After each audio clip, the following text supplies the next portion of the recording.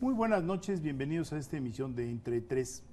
Esta noche quisiéramos comenzar con una mención que tiene poco que ver con los asuntos comunes de nuestro programa, que son normalmente la vida política, los problemas económicos, en fin, el mundo. Pero hoy quisiéramos comenzar haciendo mención de la muerte de Miguel Ángel Granados Chapa, quien falleciera el día de ayer, un periodista que, como usted sabe, tuvo una larguísima trayectoria. Y cuando se dice periodista, se dice la palabra muy fácil, muy rápido, pero Miguel Ángel fue una persona que ejerció el periodismo en muy diversas facetas. Fue, por supuesto, reportero, como todos los periodistas se ufanan de serlo. Fue cronista parlamentario, se presentaba en la Cámara de Diputados y hacía sus notas y después nos contaba lo que se había discutido en esas larguísimas horas de las sesiones de la Cámara de Diputados y de Senadores. Fue también director y subdirector primero y después director de distintos medios. Estuvo en el Excelsior de Julio Scherer, estuvo después en Proceso también, y tuvo, insisto, una larguísima trayectoria que culminó, diría yo, con el establecimiento de una columna que duró más de 30 años, que se llamaba Plaza Pública, en donde Miguel Ángel nos narraba todo este tejido muy complejo de la vida política. Miguel Ángel era un hombre con una memoria verdaderamente excepcional, una persona que se acordaba no solo del contenido de los diálogos entre políticos, sino incluso de cómo iban vestidos los políticos cuando dialogaban. Era un hombre que tenía, insisto, un archivo mental, pero también un archivo muy bien organizado para poder mantener 6 columnas a la semana, 6 columnas a la semana. Y el columnismo es un ejercicio que demanda organización y demanda una enorme disciplina. Estamos hablando de muchísimas cuartillas. Esto sumado a un programa radiofónico diario en Radio Universidad Nacional Autónoma de México.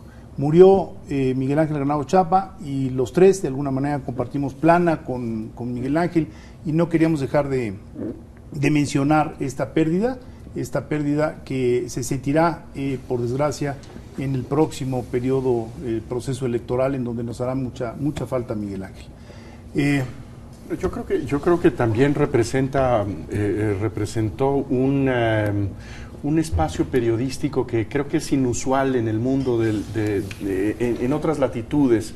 Esto que mencionas tú del columnismo, y creo que Miguel Ángel Granados Chapa lo vivificó de una manera que no tiene paralelo en nuestro tiempo. Este espacio cotidiano, diario, que mezcla la información, que tiene mucha sustancia informativa y que al mismo tiempo vierte una opinión propia, una crítica, una denuncia con mucha frecuencia, que no oculta sus afinidades y sus distancias con distintas opciones políticas. Y creo que también una cosa inusual en un periodista que escribe tan cotidianamente, que es este cuidado en la forma de escribir, que era curiosamente el mismo esmero que tenía en su expresión oral, sí. En donde había una formación de una frase muy compleja, sin ningún trastabilleo, ¿no? Creo que también terminó siendo miembro de la Academia Mexicana de la Lengua. Sí. Y hay que acordarnos que también trabajó para Cine Mundial. Es decir, lograba cubrir muy diversas facetas, melómano, frecuentemente se le encontraba uno en la sala en Nezahualcóyotl y en su programa de radio, él introducía, seleccionaba de lo que se toca los sábados en la sala en Nezahualcóyotl, fragmentos para ir aderezando su conversación en un monólogo, lo cual es también muy raro. Y yo, por desgracia, creo que ese columnismo tiende a desaparecer. Bueno, por desgracia y no por desgracia, porque creo que el nuevo columnismo, como lo pueden ejercer Sergio Sarmiento o algunas otras personas, está más basado en información dura que en todo este entramado de interpretación que está. Le agregaría una última cosa, fue también candidato a la gobernatura de Hidalgo, o sea, también se dio su espacio para ejercer cargos públicos en Radio Educación, fue consejero del IFE.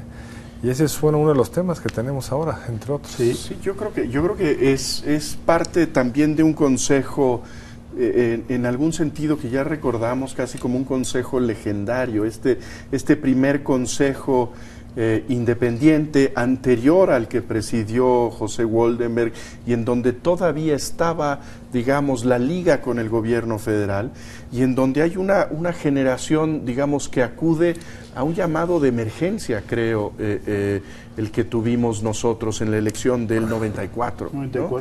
En donde no está plenamente separado el Instituto Federal Electoral del gobierno de la República, pero en donde ya hay una instancia de autonomía, esto que se llamó en ese momento, creo que legítimamente un IFE ciudadano, y en donde él forma parte de esa, digamos, de esa generación fundacional, ¿no? Sí.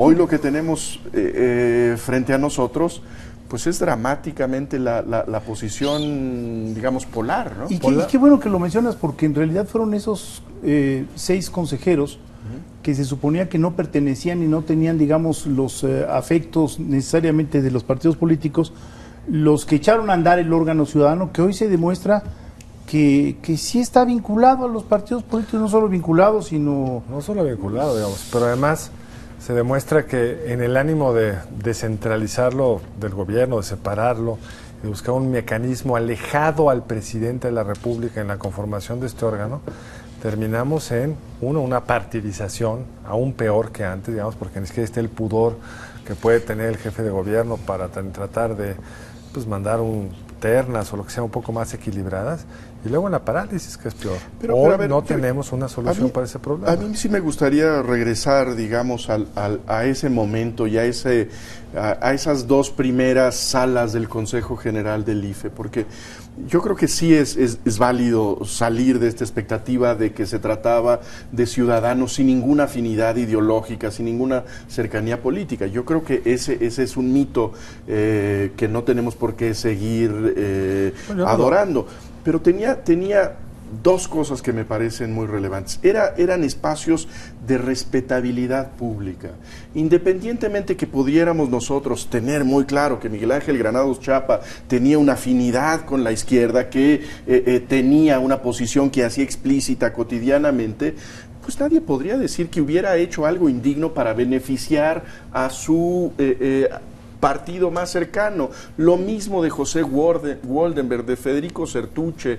En fin, hay digamos, ese gran patrimonio que era el respeto, que me parece que el Instituto Federal Electoral perdió definitivamente, ¿no? Y luego también había debajo de eso un acuerdo de las fuerzas políticas por sostener y por invertir en ese instituto, en todos los sentidos, invertir económicamente, pero también políticamente, por construir un árbitro que le dé certeza al proceso electoral. Eso es lo que hemos dinamitado en esos 2 frentes, del respeto y la inversión de los actores políticos en el IFE, que creo que sí nos presenta un panorama, yo diría, peligroso para la elección del año que viene. Ahora, regresando un poco a los orígenes, compartiendo que tiene un peligro no trivial el que no hayamos ocupado todas las sillas a estas alturas. Pero lo curioso es que se pudo sostener mientras el PRI desde el gobierno, necesitando este espacio como más autónomo, más ciudadanizado de verdad, aún en el periodo en que lo controlaba desde la Secretaría de Gobernación, pero estaba este puente legitimador, y en la primera ronda del IFE ya absolutamente independiente, encabezado por Pepe Woldenberg, esto se pierde en parte por los mecanismos de construcción que le dimos en el ánimo de separarlo al gobierno. Es decir, si mandas los nombramientos a la Cámara de Diputados y los mandas sin reglas de cómo elegirlos, es normal que terminemos donde terminemos. A mí no me sorprende que hayamos acabado así. Lo raro sería no acabar así, al lugar más politizado posible, que son la Cámara de Diputados, que el regulado, que son los partidos políticos, escojan a quien los va a regular.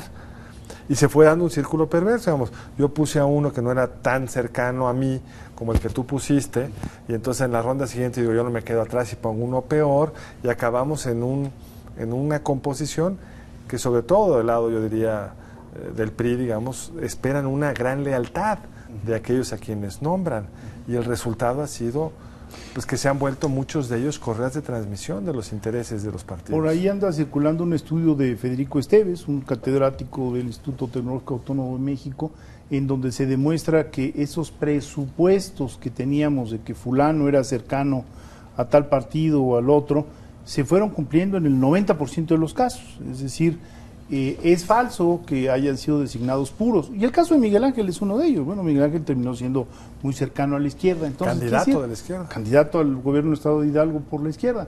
Y lo mismo pasó con gente como Alonso Lujambio, Santiago Krill. Es decir, esa figura del consejero ciudadano parece que fue, como lo señalaba Jesús hace unos minutos, pues algo mítico, porque ni siquiera ese primer consejo... No, pero sí tenían, lo que decía Jesús, otra lógica. Había respetabilidad y había equilibrio. Y tenían un patrimonio personal que cuidar, una reputación.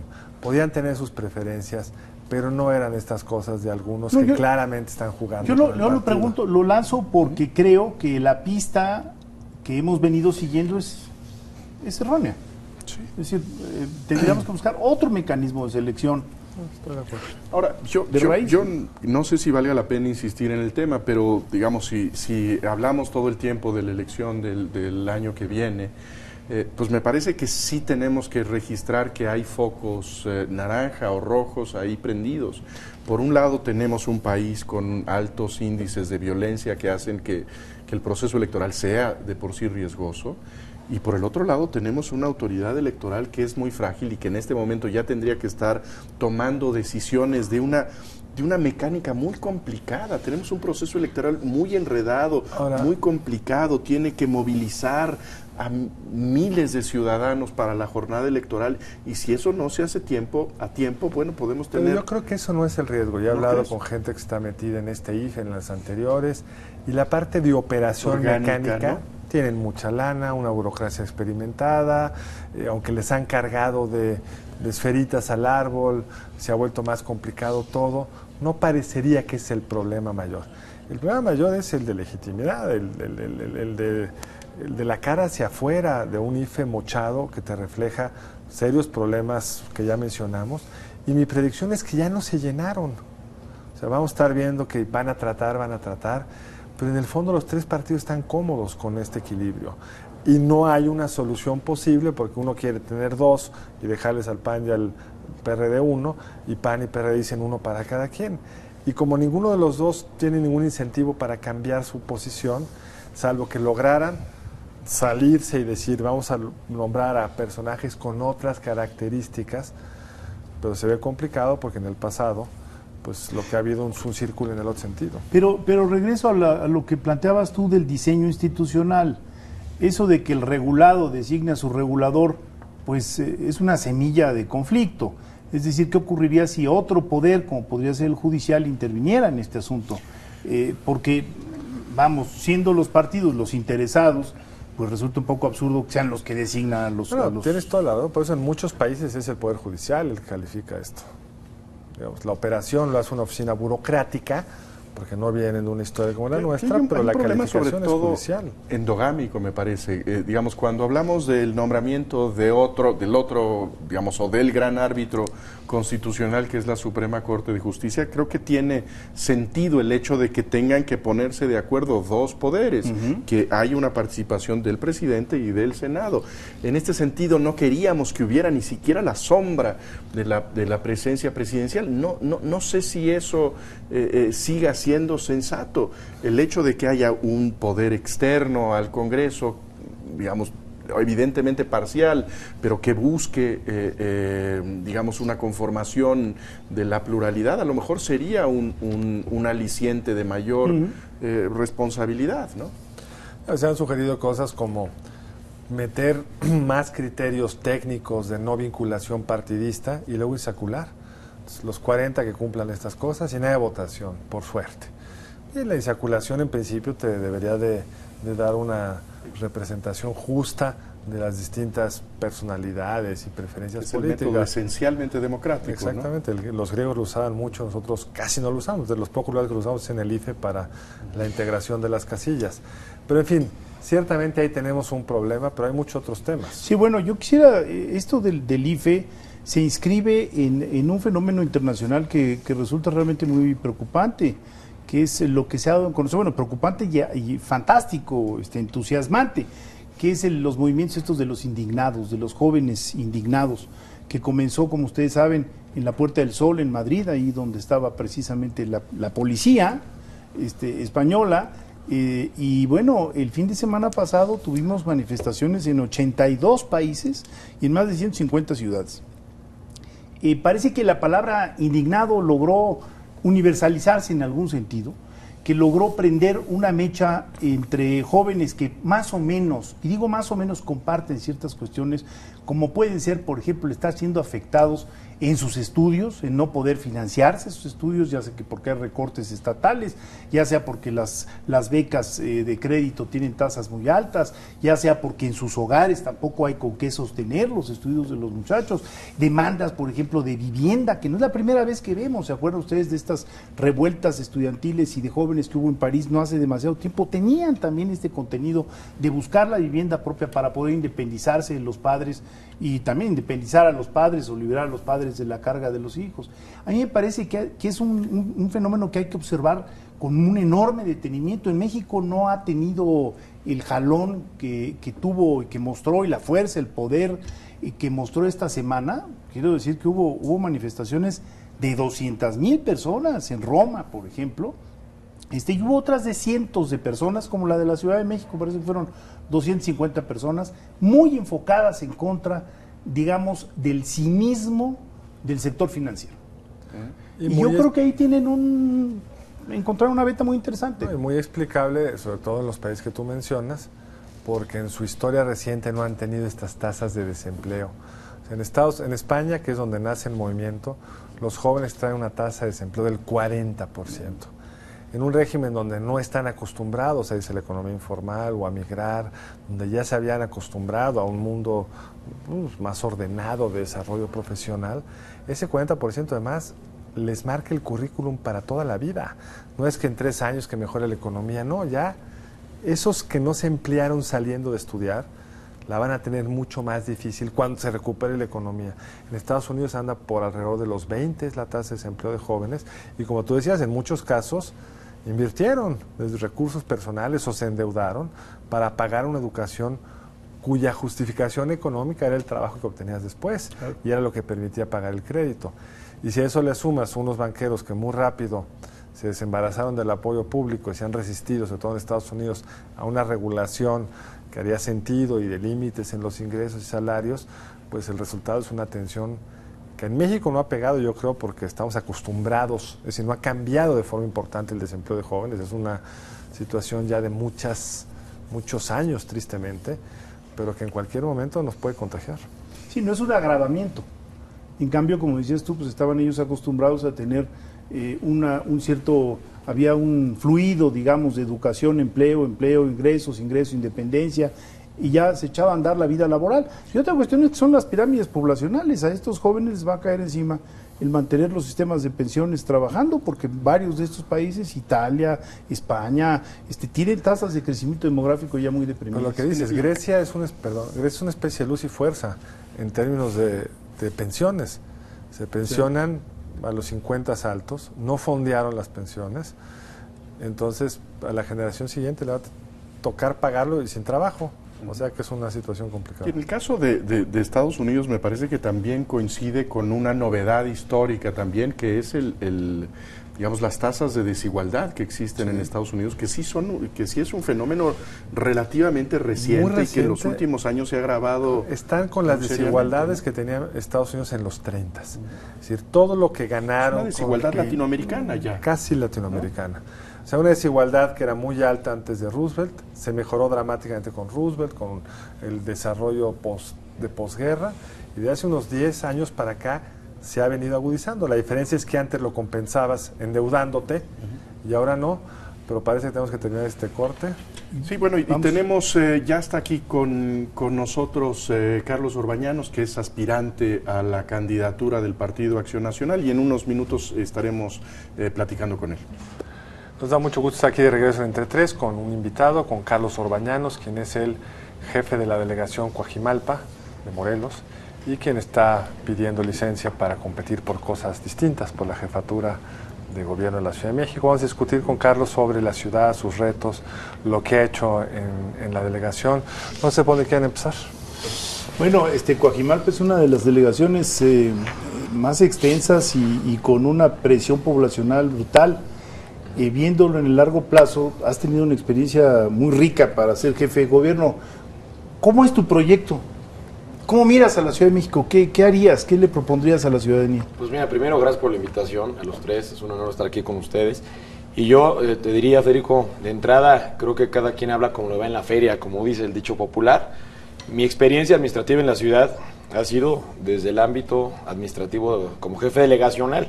Me toca tener una delegación, como bien dices, muy plural. Es una de las delegaciones con mayor territorio ecológico. Más del 80% de la superficie de la delegación Coajimalpa es ecológico. Lo mismo que comparten algunas otras como Tlalpan, Milpa, Xochimilco, entre otras. Es una delegación con mucha polarización. Tenemos, por un lado, una gran concentración de riqueza, un gran crecimiento y un empuje del desarrollo económico, financiero y comercial. Y a espaldas de estos grandes desarrollos tenemos todavía zonas de pobreza, zonas de una falta de oportunidades para el crecimiento. Lo que hemos logrado estos 2 años en Coajimalpa creo que es importante. Llegamos a una delegación prácticamente quebrada, como muchas están administrativamente hablando en la ciudad, nada más que no se habla tanto. Además no había ni registros, se han llevado las computadoras. Se llevaron expedientes, computadoras, algunos muebles, los baños no servían, en fin. La recibimos en una situación tan compleja que lo que hemos logrado a 2 años, después de recibir eso, Federico, creo que es un gran logro. Veo a Coajimalpa como un gran ejemplo de lo que se puede hacer en el resto de la ciudad, es decir, quizá con facultades limitadas, con recursos limitados, pero con vocación de servicio y sobre todo con mucha coordinación con otras entidades del gobierno federal, estatal, e incluso con vecinos de otros municipios o delegaciones, se pueden lograr grandes avances. Mi gran apuesta es por un cambio, una transformación generacional, que creo que ya le hace falta a esta ciudad. En Coajimalpa lo demostramos cómo ese cambio generacional y de visión ha ayudado para ir avanzando. Y segundo, mi apuesta es para que esté donde esté, se construya a favor de la ciudad y no entremos en polémicas. Uno de mis grandes activos, lo hemos platicado, es la gran relación que hemos logrado generar con el jefe de gobierno. A pesar de ser distintos partidos, hemos logrado una buena comunicación, una buena colaboración de trabajo que se refleja en resultados y actos concretos, y para muestra un botón, y son las obras que hemos generado, que aunque a veces mientras están en curso generan algún conflicto, creo que habla de esa buena coordinación y de las ganas de que juntos podamos sacar adelante la ciudad. Esa es mi visión, con base en mi experiencia, de lo que me gustaría ver en términos generales para mi candidatura y para la ciudad. No es poca experiencia, 2 años en una delegación, aunque tiene esas complicaciones, es una delegación chica, con ausencia de algunos de los problemas típicos de las grandes delegaciones. No hay el riesgo de que te quede grande la jefatura de gobierno, sobre todo en esa materia tan sensible, donde tan bien lo ha hecho el actual jefe de gobierno, que es en materia de seguridad. Nunca has tenido mando policíaco a tus órdenes. ¿No es como un salto un poco rápido? Pues mira, todo depende del cristal con que se mire. Yo lo que te puedo decir es que la edad, la experiencia, para mí no ha sido un tema. Yo desde muy joven tuve la oportunidad de crecer en el ámbito profesional en varios aspectos. Tengo una preparación sólida, tengo 2 carreras, como lo sabes. La Libre de Derecho estudié Derecho, y en la UNAM estudié Economía, además de tener mi maestría de Administración Pública. Entonces, los resultados hablan por sí solos. Creo que independientemente, repito, de la experiencia o la capacidad, hay que ver los resultados que se dieron. Recibí una delegación hecha a pedazos, como lo estamos platicando, y lo que hemos logrado, con buena coordinación, con comunicación y con la participación activa de iniciativa privada, me dio un resultado concreto. ¿Es pronto o no? Yo creo que no. Yo creo que también la política es de coyunturas. Hoy quizá, si el PAN tuviera en la ciudad otro perfil de candidato o de posible aspirante, quizá mi decisión sería otra. Hoy creo que en el panismo, y dadas las circunstancias y la coyuntura y el contexto político actual del PAN en la ciudad, creo que la apuesta de un proyecto como el mío, que representa algo totalmente distinto, una cara novedosa, fresca, con resultados tangibles, creo que es lo que le conviene a la ciudad y al partido. Yo estoy convencido que es un tema de capacidades y no tanto de dado de experiencia en ciertos temas particulares. Mencionas a tu partido, al Partido Acción Nacional, y la verdad es que ver la historia del Partido Acción Nacional en las últimas décadas, en los últimos lustros, es ver una historia, digamos, de una perspectiva que parecía muy promisoria en el momento de la apertura democrática en la Ciudad de México, y que hoy ha encallado en niveles asombrosos de impopularidad. En 1997 parecía que Carlos Castillo Peraza iba a ser el primer gobernador democráticamente electo en el Distrito Federal. Hoy hay encuestas que colocan al Partido Acción Nacional en un tercer lugar muy distante y a veces peleando con el cuarto lugar para ver quién está en ese sitio, que sería el Partido del Trabajo. ¿Qué pasó con el PAN? Yo te diría, en primer lugar, no coincido en que en todas las encuestas estén en tercer o cuarto lugar. Lo que hemos visto, sobre todo en las últimas encuestas, es que el número que más nos llama la atención en el PAN y seguramente en los otros partidos es que casi el 50% de la población está indefinida, ¿eh? O sea, todavía hay muchos ciudadanos que no acaban de estar contentos con PRD, pero con PRI tampoco y con el PAN tampoco. Y eso, cuando lo llevas ya a preferencia neta, por decirlo así, pues sí, la diferencia puede ser mayúscula, pero creo que es una diferencia que no es tan mayor, que es salvable, que con un buen trabajo de mucho contacto ciudadano, creo que esas diferencias que parecen abismales, si hace un buen trabajo y si vemos las cifras reales, creo que no son tan grandes. Pero sí es un hecho que el partido ha venido bajando en las preferencias. Yo lo que te diría, lo que ha pasado en el PAN, y creo que también un poco en el PRI, me aventuro a decir, es que no le apostó durante muchos años a crear cuadros políticos en la propia ciudad.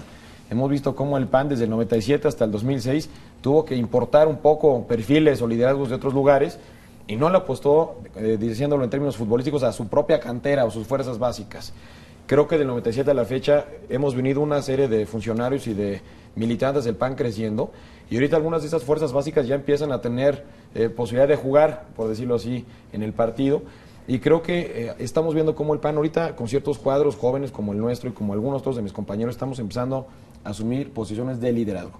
¿Qué fue lo que pasó en los lustros anteriores? Desde mi punto de vista, no hubo una estrategia del PAN para apostar en sus propios cuadros. El propio caso de Castillo Peraza pues, no era un militante activo de la propia ciudad, venía de otros cuadros o de otras ya básicamente esta apuesta de figuras nacionales. Exacto, que iban como Santiago Krill a tener éxito en la ciudad, ¿no? Pero creo que ahora lo que tenemos que apostar en el partido, y por eso yo estoy aquí, es que el partido tiene que empezar a apostar a sus propios cuadros.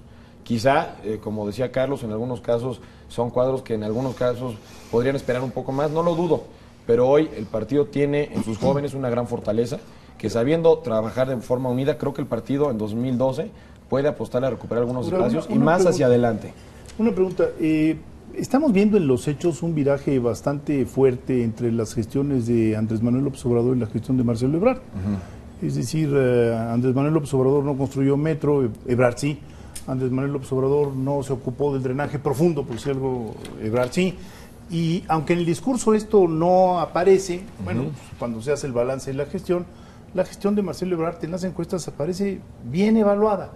¿Qué le agregarías y qué le corregirías a la administración de Ebrard?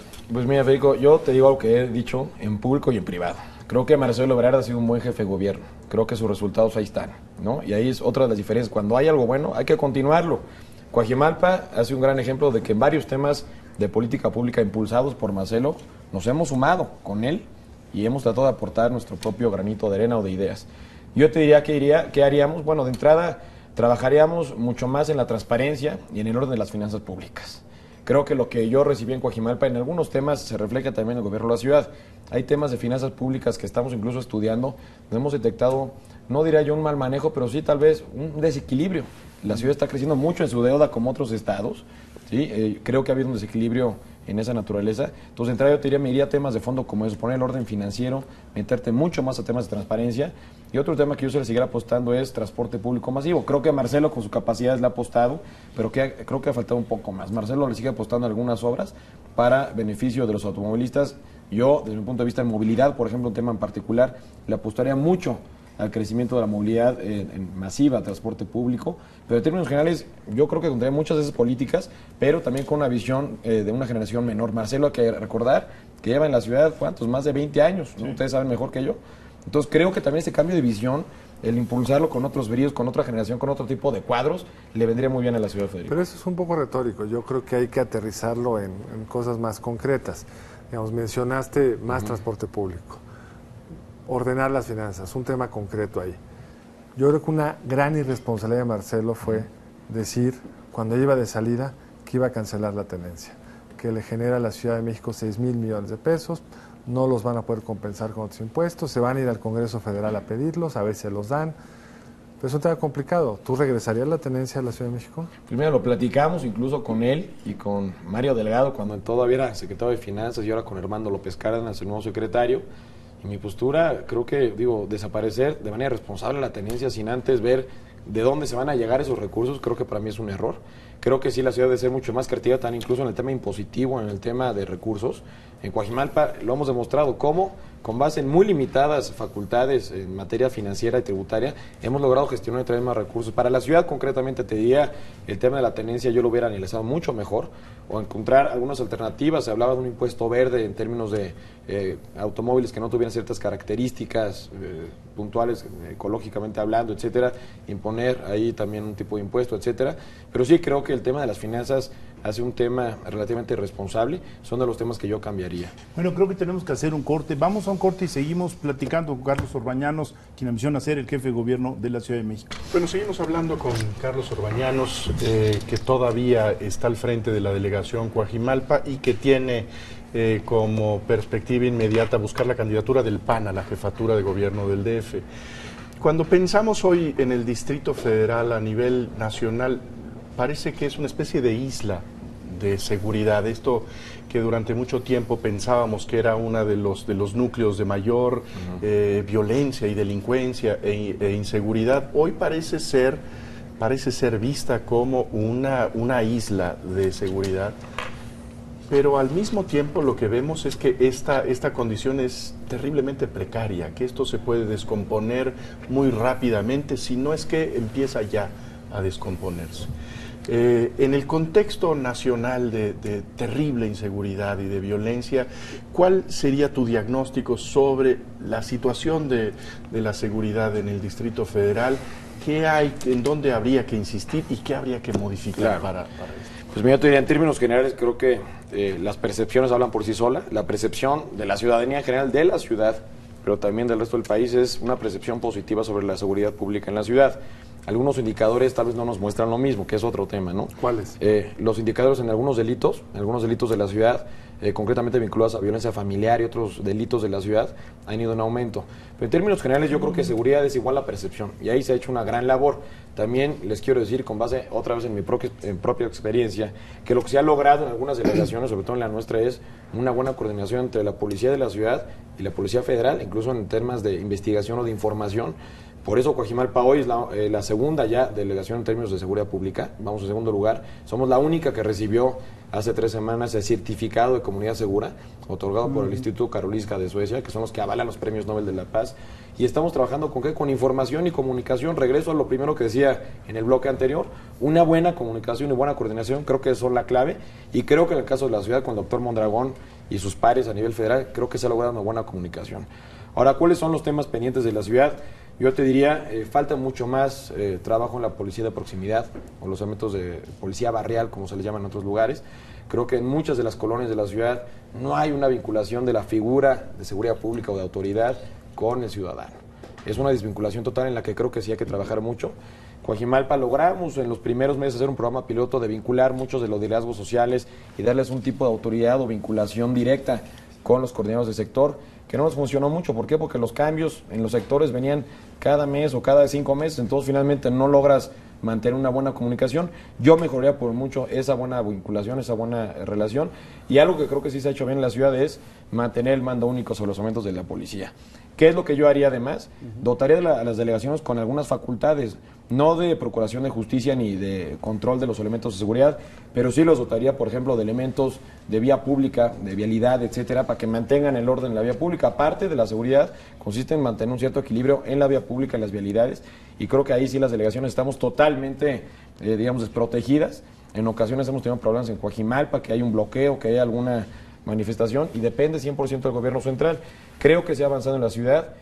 Yo, más que la seguridad pública, pondría un foco rojo en la procuración de justicia, en el sistema penitenciario. Creo que ahí sí estamos lejos de llegar a lo que quisiéramos para nuestra ciudad. Por ejemplo, en ese tema concreto, si tú ves la encuesta del CIDE de cárceles metropolitanas, bueno, de la Ciudad de México, tanto del Estado de México como de la Ciudad de México, destaca que como resultado de una política de infraccionar robo simple, está lleno de criminales menores la cárcel, y quizá no están los que deberían de estar y están sobrepobladas. ¿Qué harías en lo concreto ahí, digamos? Mira, ¿cómo manejar los crímenes menores cuando los metes en cárceles donde están los criminales mayores, acaba siendo la gran universidad para ellos. Totalmente de acuerdo, y eso lo hemos visto también quienes hemos ejercido la abogacía, ¿no? Llegas a una penitenciaria y ves que un porcentaje altísimo de quienes están ahí no tendrían por qué estar ahí, o son delitos menores que ni siquiera fueron con violencia o con un arma. Creo que el tema, como tú me dices y que le dije hace un momento, procuración de justicia, ¿sí? Es un tema fundamental en el que la ciudad ha quedado muy rezagada. Hace unos días yo estaba ahí en la Procuraduría con el Procurador y los subprocuradores, y un gran tema ha sido la falta de recursos para apostar a nuevas instalaciones, a más tecnología, a mayores elementos. Por ejemplo, llevan más de 10 años sin que al Ministerio Público y a ciertos mandos medios y altos les den un aumento. Entonces, una falta de recursos en el fondo, más una serie de estrategias. ¿Cuál sería mi propuesta concreta? Y me regreso un poco también a ciertos temas de la ciudad como agua y servicios urbanos. Nuestra ciudad creo que ya no está hoy la ciudad para tener un solo mando o un solo jefe de gobierno que vea todo en la ciudad, y que no solo eso, sino que siga concentrando en las facultades, que es a lo que le han apostado otras grandes ciudades del mundo, crear una figura que se llama el City Manager, un gerente de ciudad. Un gerente que tenga bajo su responsabilidad, independientemente de la política, un cargo técnico, generalmente son ingenieros, que tienen bajo su responsabilidad el tema de agua, drenaje, basura, el tema de luminarias y en algunos casos hasta tema de infraestructura o de transporte público. Todo este presupuesto y toda la serie de concesiones y estrategia en términos de servicios públicos las lleva a cabo el City Manager, que repito es una figura transaccional que es aprobada por un comité de técnicos, normalmente ingenieros, presidentes de alguna universidad o rectores, presidentes de colegios de ingenieros, y es una figura que trabaja independiente y se concentra en que los servicios de la ciudad avancen por sí solos. Y mientras tanto, un jefe de gobierno se enfoca en la gobernabilidad, en la procuración de justicia y sobre todo en mantener el orden de la ciudad, que creo que si algo le falta a la ciudad, y contestando otra vez a Jesús, es el orden en muchos aspectos de nuestra ciudad. Entonces, ¿cuál es una Pero eso implica, digamos, un cambio radical a la legislación fundamental. No, absolutamente, estamos ya ¿no? analizando, podríamos hacer una propuesta, una reforma primero administrativa, meramente con una reestructura organizativa de la propia jefatura de gobierno, con todas las secretarías que tienen, algunas pasarían a formar parte, digamos, del grupo de asesores o de trabajo de un City Manager o gerente de ciudad, pero yo creo que el trabajo de un jefe de gobierno se debe de enfocar a mantener el orden, mantener la procuración de justicia y la seguridad pública de la ciudad. Es lo mínimo que debe alcanzar un gobierno o un Estado, ¿no? Una pregunta, Carlos. La Ciudad de México se ha convertido, y desde hace muchos años, por razones educativas, de nivel educativo, por razones de información, por asuntos incluso de la integración a partir de la electricidad, de una serie de cosas, diría yo, una punta de lanza de muchas de las discusiones que después se vienen a dar en el país. Discusiones que tienen que ver con el papel de la ciudadanía, discusiones a veces muy polarizantes, como este asunto de la interrupción del embarazo o de la interrupción de la vida, voluntaria de la vida. Se ha convertido también en ese sentido en un espacio en donde la izquierda ha logrado reinventarse o mostrarse a sí misma de una manera distinta a la que se ha mostrado en Zacatecas o en algunas otras entidades. ¿Qué sello le imprimiría a tu gestión si llegaras a ser jefe de gobierno? Pues mira, yo te diría, siempre he actuado con total apego a las libertades ciudadanas. Yo represento dentro del panismo quizá una corriente mucho más abierta o más liberal a la que tradicionalmente se ha manejado en el PAN. Manteniendo los principios y valores, yo respeto a la ciudadanía, sobre todo a los grandes avances o logros de ciertos grupos minoritarios de la ciudad, homosexuales o los grupos liberales de otra naturaleza. Lo que te quiero decir, Federico, es que yo no sería el jefe de gobierno que diera marcha atrás en esas libertades ganadas. Con eso en te ese contesto sentido, todo. ¿sí crees que son pasos hacia adelante, digamos, absolutamente, la todo lo que sea del aborto? Yo creo que todo lo que es libertad, a reserva de poder eventualmente de tratar con mucho más detenimiento estos temas, yo sí creo que son ganancias, que son avances de ciertos grupos de la ciudad y que por ningún motivo la posición de un jefe de gobierno o una figura política es la de buscar retirar o ir hacia atrás y desconocer esos derechos. Y lo digo abiertamente y creo que es también de las diferencias en mi perfil respecto a otros perfiles del PAN que quisieran buscar la candidatura para el gobierno de la ciudad. Ahora, las elecciones en la Ciudad de México se ganan en Iztapalapa, no en Coajimalpa, digamos. En las 16 delegaciones, Carlos. No, pero una pesa muchísimo. Sí. Hay 4 o 5 que se llevan más del 60% del padrón. El PAN gobierna las menos densas. O sea, Benito Juárez se ha densificado, pero Coajimalpa tiene una población relativamente baja, aunque ha crecido. Miguel Hidalgo igual. no recuerdo el dato exacto, pero Iztapalapa vale más que las 3, y si le sumas algunas otras de Oriente, el que gane esas se lleva la ciudad. Absolutamente. Y ahí el PRD está muy bien situado. Una buena parte del discurso que tú nos has dado, creo que no tendría mucho interés en esa parte de la ciudad. Ahí cuenta mucho más la política social, la construcción de redes clientelares, la capacidad de intercambiar el voto por apoyos diversos. ¿Cuál sería tu planteamiento para ellos, que son los que deciden la elección? Claro, a ver, primero yo no coincido en el que el PRD siga manteniendo mucha fuerza.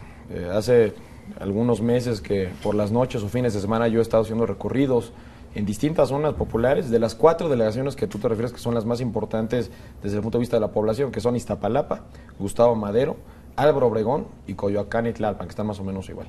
Hemos hecho un trabajo sin precedentes en acercarnos a esas comunidades, y no es tanto que el PRD tenga un control absoluto sobre esas zonas, sino que otros partidos, sobre todo el PAN, han tenido el error de no acercarse a esas comunidades. Un poco el planteamiento que hemos hecho con estas personas es finalmente de acercarnos en primer lugar a escucharlos. La gente, muchas veces lo único que quiere es ser escuchada. Es mucho un planteamiento de escuchar a todos los de ellos. Hemos logrado también poco a poco empezar una serie de redes familiares basadas en las familias. Finalmente, muchas de las personas que viven ahí son familias que están preocupadas porque también tienen problemas de inseguridad, de agua, etcétera. Y estamos empezando a basar nuestra estrategia en un contacto de redes familiares y sobre todo de madres de familia. No tienes idea, Carlos, cuántas mujeres son cabezas de hogar en esas zonas. Las queremos incorporar a la vida productiva. Tenemos varias redes de mujeres en las que hemos llevado, por ejemplo, clases de manualidades, de productividad, clases de tejido, por ejemplo, para ayudarlos a que ellas mismas puedan salir adelante. Entonces, la estrategia del contacto va a estar basado en las mujeres y sobre todo en generar redes sociales productivas y no nada más clientelares. Pero no he oído la palabra política social, que es uno de los grandes orgullos de la izquierda en la Ciudad de México. ¿Cuál sería la política social? Pues mira, yo te puse, y otra vez regresando a lo que me ha tocado ver, me ha tocado trabajar tanto en el gobierno federal y ahora en la delegación con muchos de los programas federales. Y te puedo decir que la gran diferencia en un programa como Oportunidades, que incluso está avalado y supervisado por algunos organismos de la ONU, y la diferencia con algunos programas sociales de la propia Ciudad de México es abismal. El control y la forma en la que se ha llevado con mucho orden los programas sociales federales y la diferencia de los programas de la ciudad creo que son abismales. Lo que hemos hecho en Coajimalpa y lo que veo que está haciendo el Partido de Acción Nacional, apostarle a muchos programas sociales ordenados y apostarle no al clientelismo. La mayoría de los programas sociales de la ciudad, Carlos, te lo digo por experiencia porque nos toca ver, son clientelares para mantener muy amarrados ciertos grupos sociales, pero no pretende realmente generar la palabra que tú dijiste, desarrollo social. Es decir, no les enseñan clases productivas, clases de tejido, clases de lo que sea para que ellos propiamente puedan salir adelante. Le hemos apostado en el PAN a programas sociales, te repito, como Oportunidades, que es un ejemplo mundial de un buen programa que ha dado resultados. La política social de la Ciudad de México no pueden ser clases de tejido para las señoras. No, es decir, no totalmente de acuerdo. Es un ejemplo que estrategia de la política es un ejemplo que estoy tocando. Ahorita por eso te pongo el ejemplo de Oportunidades. Puse un ejemplo porque es algo muy común. Te sorprenderías que en ciertas colonias de la ciudad lo que más les gusta son clases de cocina, clases de tejido y clases de manualidades como hacer jabón y chocolate. Pero increíblemente. Pero eso requieres mucho más que eso. No, claro que no. Por eso mi programa, digamos, ejemplar, lo hemos construido y he participado en él, es Oportunidades. Que aparte no nos tuvimos como un logro del PAN, se inició en la época de Esteban Moctezuma, ¿no? Por ahí en la época de Cedillo, y que el PAN lo ha poco a poco polido y mejorado. ¿Se basa en qué? En una cobertura focalizada o no universal. ¿No? En primer lugar, necesitas focalizar dónde está el problema y atacar el problema y no universal, como se tienen muchos programas del GDF. Segundo, apostado... Pero el que sea universal justamente es que no sea clientelar. El apoyo a los adultos mayores es universal. Eso hace que no sea clientelar. Jesús, no necesariamente, porque es universal entre comillas, porque quienes aterrizan esos programas, quienes ejercitan esos recursos, son liderazgos afines al PRD. Si no eres cercano a un grupo, a un líder del PRD, no te llegan. Otra vez, hablando de las delegaciones de Acción Nacional, no hay un solo programa que hayamos podido aterrizar. Bueno, en mi caso, increíblemente, no hemos logrado ser partícipes ni colaborar en ningún programa social de la ciudad. Increíble. Digo, esperemos ahorita que ya Martillo ya no está, pues probablemente se abra un poco, pero esos programas de cobertura universal están monopolizados en liderazgos afines al PRD y a sus liderazgos delegacionales, ¿no?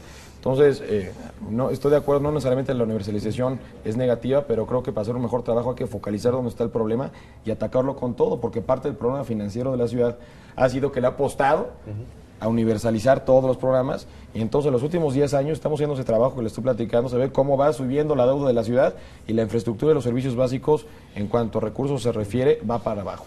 Bueno, pues muchas gracias. Lamentablemente nos tenemos que despedir. Muchas gracias a Carlos Orbañanos. Estamos con esta conversación teniendo nuestro segundo encuentro con aspirantes a la jefatura de gobierno del Distrito Federal. Muchísimas gracias. Al contrario, gracias Jesús, Carlos, Federico, un gusto y espero que pronto nos podamos volver a ver por aquí. Muy bien. Pues nosotros nos vemos nuevamente el próximo lunes aquí en otra conversación en Entre Tres.